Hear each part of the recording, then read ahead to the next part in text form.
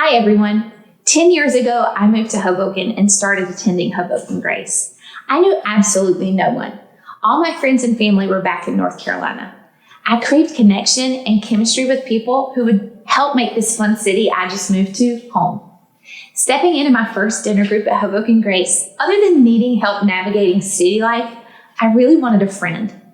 What I didn't realize I would receive was a gift of community that would completely change my life. The people of that first group and the people of the groups I've been part of since have walked with me through real life stuff, and they have pushed me to pursue God like never before. You see, churches can create groups by putting people together, and that's actually pretty easy. But a group isn't the same as community, real community. The idea of close relationships forming through shared experience over time, that can't be forced. The church can create a group, but you create community together. And here's a little secret. While chemistry is important to building strong relationships, it is not necessary for every relationship in the group. Why? Because you'll probably get along with most everyone. You may have great chemistry with a couple of people, but then there might be a person or two you just don't click with. Because let's be honest, some people rub us the wrong way. But that's okay. It can be a good thing to be with people that aren't exactly like you. You can value those differences. And people who aren't like us, people who see things differently than we do, can broaden our perspectives. And that can actually help us grow. Remember Jesus talking about the Good Samaritan? In that story, a Jewish man was attacked and left for dead on the side of the road, and other Jewish men passed by and left him there. But a Samaritan, the enemy of the Jew, stopped by to help him. What Jesus' parable tells us is that loving God is best demonstrated by loving people. And many times, those people are different than us. So as you build community in your group, you are going to get the opportunity to practice that in two ways. We want you to be real and to be curious. When I say be real, I don't mean you're going to share your deepest, darkest secrets with everyone, but consider going past just the surface level stuff. As your group grows into community, trust will build, and you'll feel more comfortable letting others know what's really going on with you. One way we can do that is sharing our story. In fact, one of my favorite quotes is from Fred Rogers, or as you may know him as Mr. Rogers. He's a children's television host. He says, "There isn't anyone you can't learn to love once you've heard their story." There is no one better to share with us how to tell our story than Pastor Anthony. So let's hear from him on how to best be real and to share our story. Well, listen, as you prepare to share your story, we've put together some questions to help you think through what to focus on.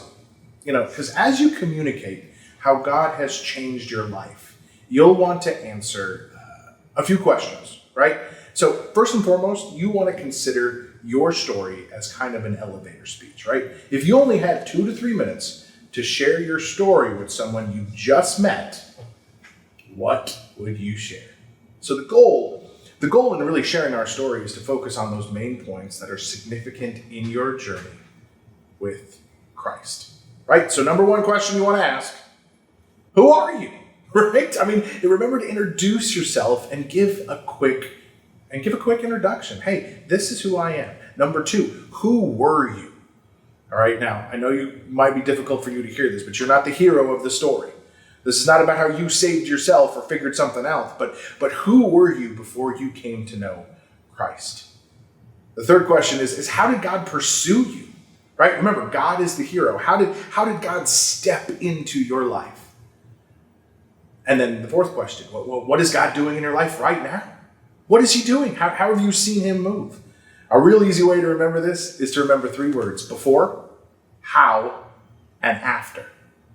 And then some other questions that'll help you go what are you excited about with God for your future? What are you looking forward to? How is the future going to look different because of him?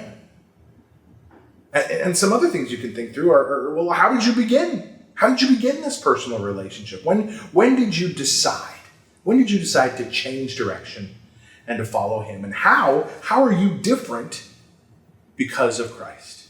How has following him changed your life? Well, we can't wait. I can't wait to hear your story. Every story is a miracle and evidence of how Jesus Christ is continuing to pursue and love people. So please tell your story. Thanks, Anthony. Not only do we encourage you to be real, but we also want to challenge you to be curious. And that means taking a genuine interest in what's going on with others in the group. Set aside your assumptions and keep an open mind. Curiosity is an essential tool for loving your neighbor. It says, I'm going to press pause on my perspective for a minute so I can listen to your point of view. The best way for you to practice curiosity is for you to listen closely and ask questions. There is a strong connection between being real and being curious. If we're curious about others, they are more likely to be real with us. And that mutual openness and curiosity is a part of community. And the church can't create that.